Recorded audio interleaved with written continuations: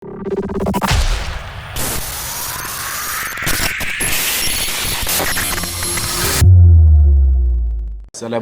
warahmatullahi wabarakatuh. Dia ada checklist. Dan checklist tu untuk guna semualah. Ambil barang lah, makanan lah, bantuan khas, whatever, peralatan mesti ada dalam checklist. Dah sedia ke belum? Kita tak nak masa tengah-tengah banjir tu baru huru-hara, tak jadi. Jadi checklist amat penting. Macam saya yakin YB dah tentu ada checklist dia. Tapi di peringkat atasan, koordinasi di peringkat kabinet pun perlu ada checklist. Dan antara checklist ni mungkin menteri tak boleh ambil cuti end of the year. Ni menteri end of the year dia pergi cuti, dia whatever lah. Jadi mungkin disebabkan keadaan hari ini, maknanya kalau kita dah terlepas masalah, baru boleh ambil cuti. Cuti tu not important to the rakyat sebenarnya. Jadi rakyat perlu diutamakan lah.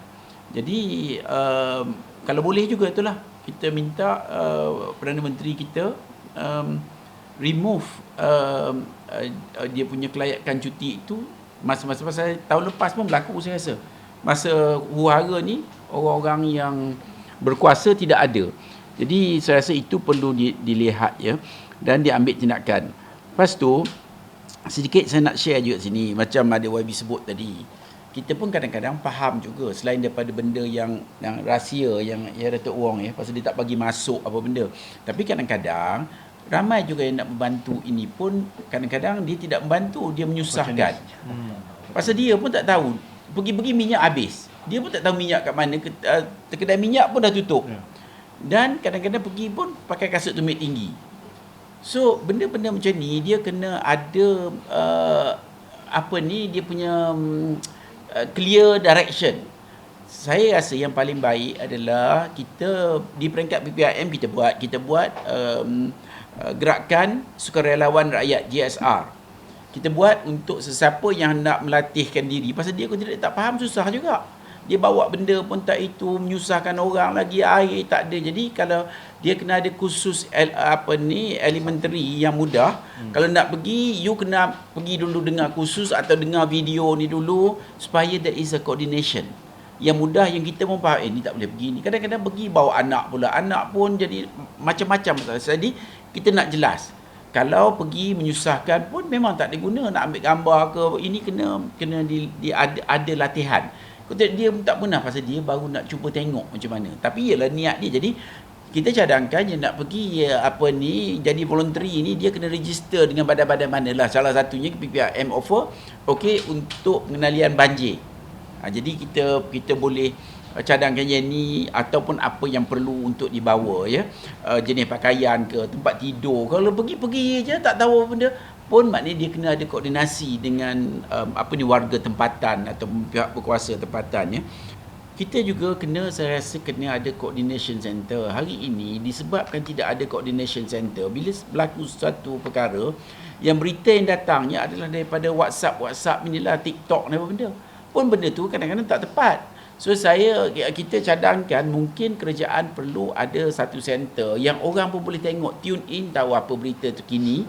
Maknanya special web ke apa untuk kes-kes seperti ini. Jadi orang boleh suggest, orang nak bagi barang tak tahu bagi kat siapa, bagi kat orang ni barang hilang, ada yang ambil dengan setengah lori barang dia ambil. Jadi benda ni amat sensitif. Jadi saya rasa perlu ada official site yang orang boleh berhubung.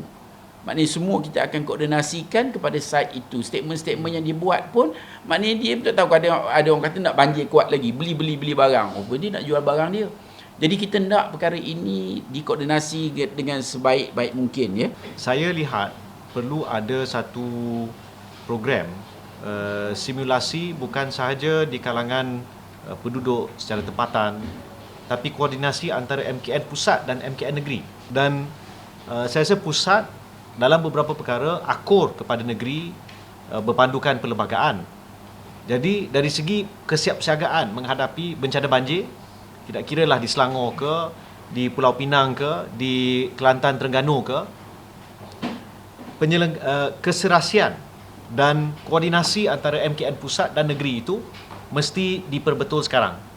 Ramalan Kaji Cuaca Jabatan Meteorologi dianggarkan bulan Oktober, November, Disember purata jumlah hujan akan meningkat sekali, 2 kali, 3 kali ganda daripada yang biasa setiap bulan. Dan ini sangat membimbangkan bila agensi-agensi terkoordinasi, tapi biasanya kalau kita lihat terutama dalam 24-48 jam yang pertama tu, agensi ada tapi rakyat terpisah akibat banjir. Dan sama ada kelengkapan aset-aset dapat dikerahkan segera. Bagi saya, bulan kesiapsiagaan ini wajib melibatkan persatuan-persatuan penduduk, rukun-rukun tetangga. Saya bukan sebahagian daripada kerajaan, tapi sekurang-kurangnya di kawasan lebah pantai kami dah mula. Dan termasuklah kawasan yang terkesan akibat banjir 2 kali sejak Disember dan juga pada bulan Mac. Maka saya lihat tahap kesiapsiagaan itu bukan hanya bergantung kepada agensi-agensi, tetapi juga kepada rakyat biasa. Kita kena tahu sekiranya air naik, at what point patut kita bergerak. Apa yang patut kita buat dengan switch, kita tahulah. Apa perkara-perkara yang perlu kita ada dalam tangan, sekurang-kurangnya kalau kita lari, sijil lahir, sijil nikah, sijil mati, sijil cerai, apa semua ni ada sekurang-kurangnya. Tapi waktu ini saya lihat kurang pemahaman itu di kalangan rakyat. Jadi sebahagian daripada persiapan bulan kesiapsiagaan itu wajib melibatkan persatuan-persatuan penduduk, rukun-rukun tetangga dan juga NGO-NGO yang bersedia untuk membantu. Tadi saya dah sentuh tentang pampasan, tentang kesiapsiagaan, dan saya juga lihat kita kena sediakan payung sebelum hujan. Tapi masalah banjir ni dia berlaku di tempat-tempat yang kita tak sangka akibat daripada penyelenggaraan yang lemah. Sebelum hujan, bukan payung yang kita kena siap sediakan, tapi penyodok untuk kita turun ke saliran-saliran, longkang-longkang. Saya ambil contoh di kawasan saya, di Kampung Pasir, yang berlaku ialah rumah PAM ada. PAM tidak berfungsi pada waktu itu. Sebab antara lain, sampah terlalu banyak dalam rubbish trap. Jadi masalah-masalah seperti ini, sekiranya penyelenggaraan itu kerap dilakukan, maka kemungkinan besar tak berlaku banjir besar di Kampung Pasir pada bulan Disember yang lalu. Jadi selain daripada pampasan, kesiapsiagaan, salah satu aspek utama ialah penyelenggaraan yang mesti dilakukan sekarang. Jadi sekurang-kurangnya siang hari itu, kalau cuaca baik, jangan duduk sahaja di kemah. Saya sarankan untuk berkeliaran, pergi tengok longkang-longkang, saliran-saliran, mana tempat yang sampah terkumpul, maka dikerahkan alam flora ke majlis perbandaran ke untuk segera membersihkan. Sama ada di Kuala Lumpur ke, di Kota Baru ke, di Johor Bahru ke, di Klang ke, semua tempat ni saya rasa perlu ada kesiapsiagaan seperti itu. Jadi pampasan, kesiapsiagaan, penyelenggaraan. Sekiranya 3 perkara ini dapat disediakan sekarang, saya percaya bukan sahaja harta rakyat, tapi nyawa rakyat juga insya-Allah dapat kita selamatkan. Tahun lepas tahun, years after years, there's no improvement at all. Every time rakyat is a victim. When things happen, all the authority, they only know how to start pinpoint finger. Jabatan ini kata itu kata ini. Where is the coordinasi? The important is, top they must have a coordination among themselves. For us as a rakyat, what we can do is just to create an awareness. Okay, what needs to be done before banjir datang? Because this banjir is not berkira anymore. It predict 2 months, 3 months beforehand, we know it's coming. But what have we done so far? Because being a biasa rakyat, we are so helpless, don't know what to do. What I'm trying to say here is, when awareness amongst public is very, very important. But who is going to create the awareness? That means it's the leaders like YB, like head of NGO. It's our responsibility to highlight it to the public. This is coming. Tiger is coming. Please bangun sikit. So this is the only thing that we can do. But again, while waiting for the authority helping hand to rescue us, I fully agree that voluntary sukarelawan is very important dari satu tempat ke satu tempat. But the only concern is Normally, I should say, the authority won't let us to go in. Whenever there's any emergency, what is your identity? Lu siapa? You cannot go in. That we have to, this point we have to consider how to overcome this before we nak pergi. Bermakna sebelum hal berlaku, or maybe we have to. I say not maybe. It's entirely important that we have to discuss with the authority, the relevant ministry, that if this thing really happen, this is what we're going to do. Where should we report? Who should we report? Otherwise, they just stop here because authority tak nak kita nampak ataupun discover apa yang tidak patut dinampak oleh public. Sorry to say that. Because if we go in, telefon ada, we can take video, macam-macam akan bocor, akan viral di social media. This is what they stop you to go in. They don't allow us to go in. They just ask us for the identity. We can't produce, and they would allow us to go in. Dia hanya katakan zone tu dangerous, red zone. Public without authority cannot go in. So we are wasting our effort. We want to save them, but our hand is tied. I think this point we need to discuss further before we.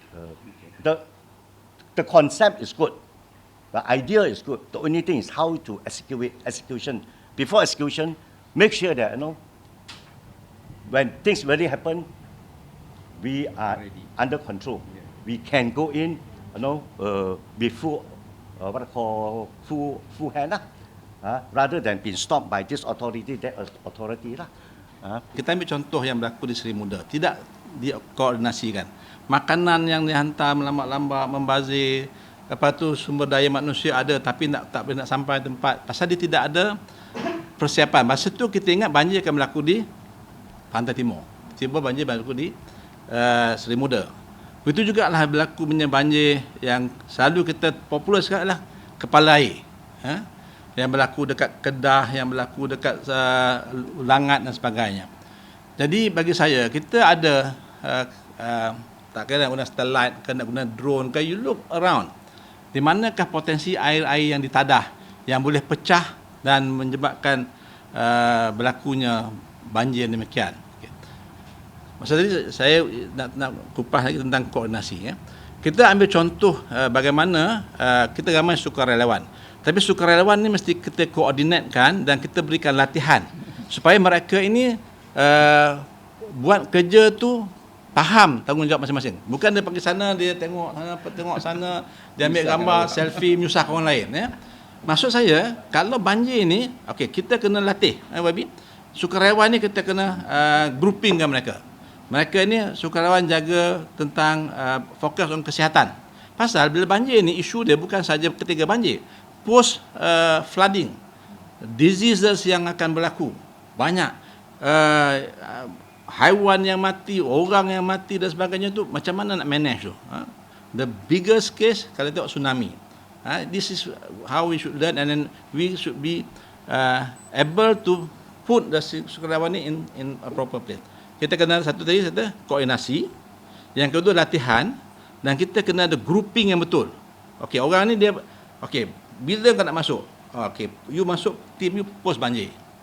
Okay, siapa yang ada kita kena tahu untuk mesti orang nak makan. Siapa yang dah identify central kitchen dia, you kena supply. Makanan tu mesti makanan ready to eat. Packing bagus-bagus. Dan lepas tu janganlah buat sampah tu buang. So mesti tempat. Maksud saya semua ini mesti didetailkan. Saya rasalah macam YB dah buat on dia own capacity. Tapi benda ni mesti nationwide. Lepas tu di samping koordinasi tadi, kita mesti menyediakan peralatan yang bersesuaian untuk menyelamat ni. Mungkin kita tengok you pakai baju nak selamatkan tu, you mesti dalam tu ada benda-benda yang dia selit sana sini untuk tujuan menyelamat. You bukan selit situ, you punya handphone sini, 4 handphone buat apa-apa. Misalnya you nak menyelamatkan orang tu, you tahu orang tu dalam tu ada anak kecil. Paling tidak you bawakan apa yang boleh bawa sesuai untuk menyelamatkan budak-budak ada dalam rumah. Orang tua dalam rumah apa. So design baju yang nak pakai tu must be well designed untuk memungkinkan you bertugas menyelamat. Satu tadi you must be safe from hanyut, you must safe from drowning. Tapi you boleh bawa something, bukan bawa badan dengan kangkung pergi. Lepas tu ada tak minta penyodok. bagi saya kadang-kadang ni this ada political punya pemikiran. Oh dia nakkan dapat dia punya political mileage lah, so dia tak nak bagi. Oh kau pembangkang. Ini bukan soal pembangkangan, ini soal rakyat, soal menyelamatkan nyawa, ya. So bagi saya kita kena push lah. Kalau put aside lah kau parti apa ke kau ni, oh kita kena identify apa punca-punca yang menyebabkan the so-called banjir kilat. Dan apa disaster banjir kilat? Apa disaster banjir termenung? Kan? Lepas tu kita menghadapi pula air pasang besar. So air tu akan termenung, tak nak keluar ke mana.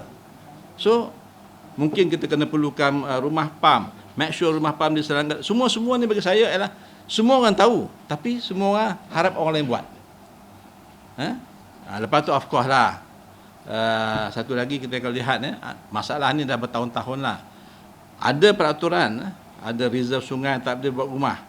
Dia buat rumah, lepas tu buat kedai. Dekat Ampang waterfront YB tu reserve sungai buat. Lepas tu segala benda sampah, mayat kamu buang dalam tu. Sampai dekat Kampung Melayu Ampang dah banjir. Tak boleh lepas. So maksud saya, kita kena kuat kuasakan. Kalau reserve sungai jangan buat benda.